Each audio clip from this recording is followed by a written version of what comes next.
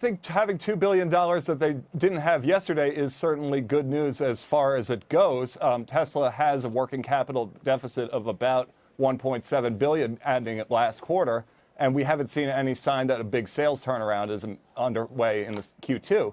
And Tesla's balance sheet has been a problem for a long time. This at least kicks the can down the road a little bit for them. And by the way, how expensive is this financing? Because obviously the equity is the most rational path for them to go down, given where the share price still is. They're also doing convertible bonds, and their existing debt is trading at some pretty high yields. That's right. I mean, the unsecured debt, which is not a apples to apples comparison, trades north of 8%.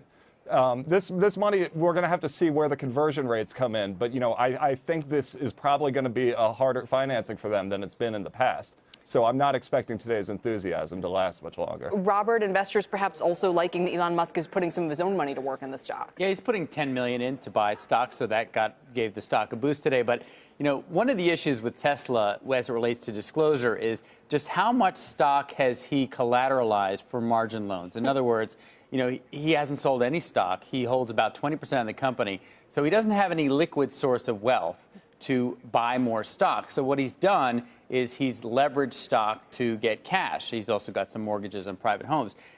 This amount is right, as of 2017, was around $600 million that he had leveraged. We don't know what the number is for 2018, but it's likely a lot higher. Now, he's worth 20, so we shouldn't worry that he's going to be down to his last buck. But you look at what happened with Chesapeake Energy, you look at Bernie Ebbers at WorldCom, you look at Adelphia. Yeah. These were all cases where founders who had a lot of stock leveraged, they had margin loans, and when the stocks fell dramatically and quickly, they had to cover, and they were just trying to cover stock with selling more stock, and that's a downward spiral. So in other words, and we've seen this time and again, you can have a high net worth, but not necessarily have cash on hand. Right. Big difference between net worth and liquidity. Charlie, what about the $10 million move by Elon? Again, in terms of Elon's overall, relevance to this company, that's not a huge amount. It's a drop in the bucket. I mean, it's a token show of confidence, and that is nice as far as it goes. I would be much more focused on why Tesla did not raise money last December when the stock was at $375 and the capital needs were more or less the same what they are today. And I think it tells you a lot about the Tesla shareholder base that question is not really being asked this afternoon. But why didn't they? I mean, that was around the time that he was talking about the stock going private at $420. He said he didn't want to.